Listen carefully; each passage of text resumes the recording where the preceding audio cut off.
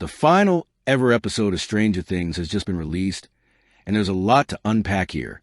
With so many revelations, such as the Mind Flayer returning, us getting one character death that felt a little bit underwhelming, but also potentially a second depending on how you interpret it, and also a 45-minute epilogue that could have definitely been shortened. What did that ending that Mike told us truly mean? Well, let's dive into it and break down all of the biggest questions surrounding the finale. Here is the Stranger Things Season 5 finale ending explained. Just to let you know, this video will contain spoilers. Did 11 actually die? One of the main questions following the ending of the show was, did 11 actually die? And to be honest, we were led to believe that she did, but the Duffer Brothers then did the biggest cop-out that they could have possibly done and left it down to us to decide, with the group being successful in killing both Vecna and the Mind Flayer because they were connected together due to the hive mind, and it being revealed that the Mind Flayer actually needed Henry and didn't treat him as a vessel. This led the group to escape from the abyss and for them to set off the bomb by the exotic matter so that the Upside Down could be destroyed. As the group made it back to the right side up, 11 was still in the Upside Down standing by the gateway, and we saw that she wasn't prepared to walk through into the right side up because, like Carly said, she knew that there would always be others like Dr. Breener and Dr. K that would hurt her friends in order to get to her so that they could make more numbers. So instead, she stayed behind whilst the Upside Down was destroyed, leading us to believe that she was a goner for good. However, what we saw right at the end of the final episode, 18 months later, was that Mike told an alternative story after playing Dungeons & Dragons, where the mage, which was 11, actually tricked everybody with the use of Carly's powers and made it seem like she was taken out with the Upside Down. But in reality, it was just Carly utilizing her powers, and instead, 11 went off to find peace in a paradise somewhere far away. This was something that was technically told to us by Mike the storyteller, and it also connected back to what Hopper said about how there were two different roads of life that Mike could follow. The one where he blamed himself for 11's death, or the one where he accepted her choice and moved on. I think this is just simply the storyteller trying to provide alternative ways that people could be at peace with the decision that 11 made. In my mind, Carly was long dead before 11 even got anywhere near the gateway of the Upside Down to leave, and also before she even entered the abyss. So, I'm firmly on the side of 11 being killed within the show and her not living in this paradise somewhere else. 11's paradise was with the people that she cared about most. That was the whole point of the show. The fact that she was treated terribly throughout her life until she met the likes of Hopper, Mike, and the group of friends that made her feel accepted. So, I think 11 did actually die. The timeline of events simply wouldn't make sense for her to survive. Vecna's death and his connection to the Mind Flayer. When it came to Vecna's death, we finally saw why it was that he wasn't able to step foot in the cave, and it was because the Mind Flayer was restricting him from going in there. However, as we saw, he forced himself into that specific memory that he had where he was exposed to the Mind Flayer for the first time. Ultimately, I feel like my biggest fear happened and Henry opened the case and having the darkness within him was basically an advertisement for the stage play of the first Shadow, as we didn't learn that much about it. Henry had that menacing evil look in his eye that I was craving from Season 4. And whilst it was connected to Henry through the hive mind and restricting him from fighting with 11, he tried to convince him that Henry was once like him, a vessel. But Henry responded and said how the Mind Flayer needed him. I don't think that's the case. I think that just showed the weakness in Henry's mind, and that the Mind Flayer made him believe that as after all the scientists in the cave told Henry to resist it, because it would consume him and also consume everything. It was here where the lair that Vecna was in was revealed to be the shell of the Mind Flayer that was lying dormant, and it awoke, which led the group to fighting it off whilst in the abyss. Vecna was essentially connected to it right underneath the heart. And as 11 was fighting him up close, and was also interfering and stopping him from attacking 11, it led him to be pierced by a spike inside of the core of the Mind Flayer. Personally, I thought every single battle in Season 4 was better than this, and it didn't convey the true strength of Vecna. I feel he was killed way too easily and way too quickly. I also thought that considering the Mind Flayer was brought back for the first time in several seasons, it was also taken out way too easily, too. I much preferred it when it was a shadowy entity rather than this physical being that was chasing after them. Don't get me wrong, when it opened its mouth, it was absolutely menacing, but I didn't really feel like there was ever really a threat at any point. To be honest, I feel like it never really even came close to taking any of them out. Joyce was the person that ultimately killed Vecna by telling him that he picked on the wrong family. And as she was bludgeoning him, we saw clips of all the wrong that had come at the hands of him. But once he was taken out and the heart of the Mind Flayer was blackened, the reign of terror was no more. Personally, I don't know if Joyce needed this moment. She was barely in the finale, and she got arguably one of the biggest moments in the entire show. So, I don't know if it was quite deserved. What happened to the characters in the end? During the epilogue at the end of the episode, we found out that Hopper and Joyce got engaged to one another and that they were going to be moving far away so he could accept a new position in the place. Will moved away and found a place where he felt he could truly be himself and be accepted. Mike became a writer.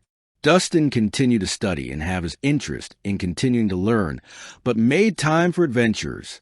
Lucas and Max ended up with one another and settled down. Steve became a baseball coach. Jonathan was continuing to make films.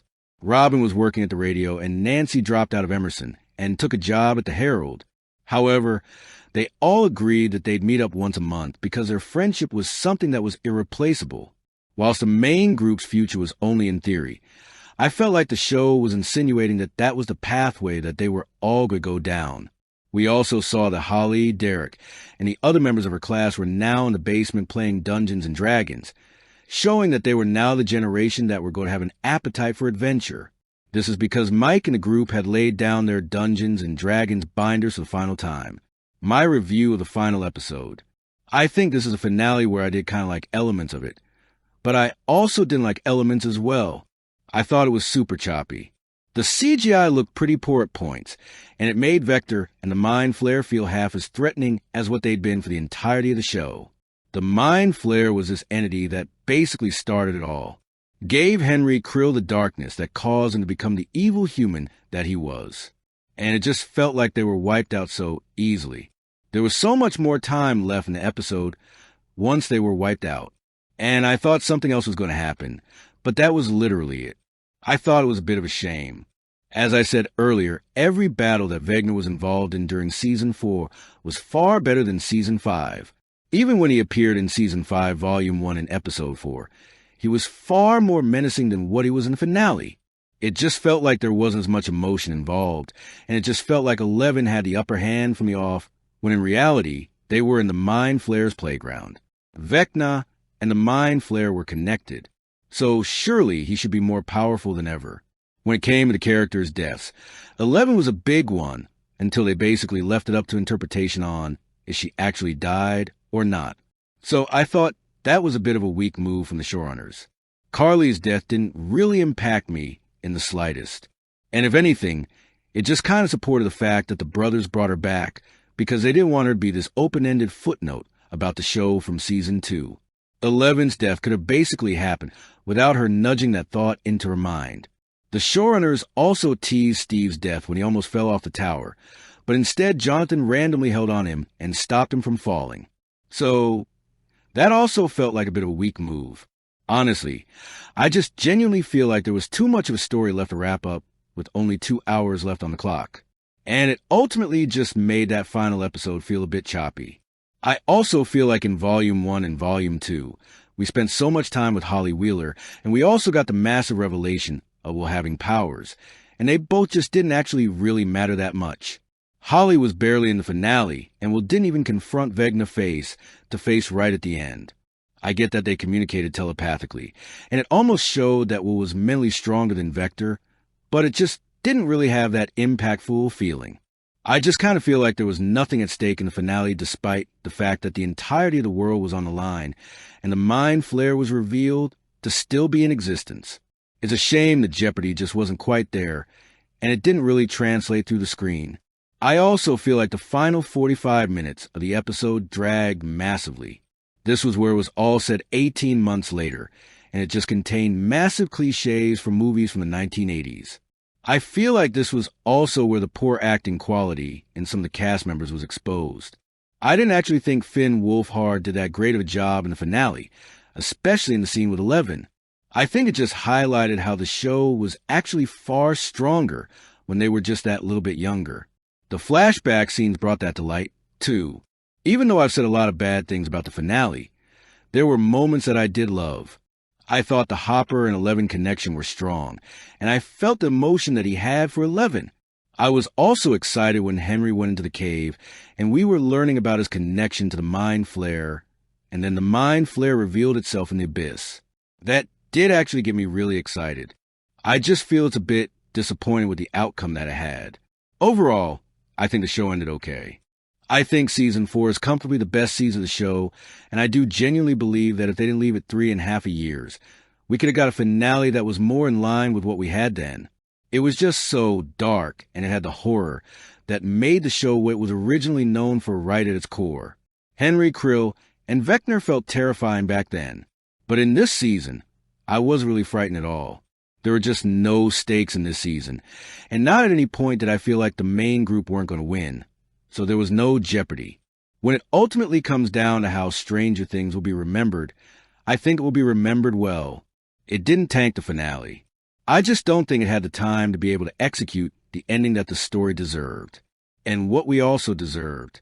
It almost needed an entire volume to expand on the abyss, the Mind Flayer's return, and for a battle between Vecna and Elian, not just a quick 20 minutes in the finale. It was just a bit rushed when it came down to it, which is mad to say in an episode that was 2 hours and 8 minutes long. Just cut the 45-minute epilogue, in my opinion. It's a shame, but it's not easy work writing an ending, as we've seen with many other shows before. And whilst not perfect, the ending to Stranger Things was just okay. So there you have it. The Stranger Things Season 5 finale ending explained. If you want to see more videos on Stranger Things Season 5, then check the playlist below and don't forget to subscribe so you don't miss future videos. What did you think of the finale? Share your thoughts in the comments. As always, thanks for tuning into the video, and I'll see you in the next.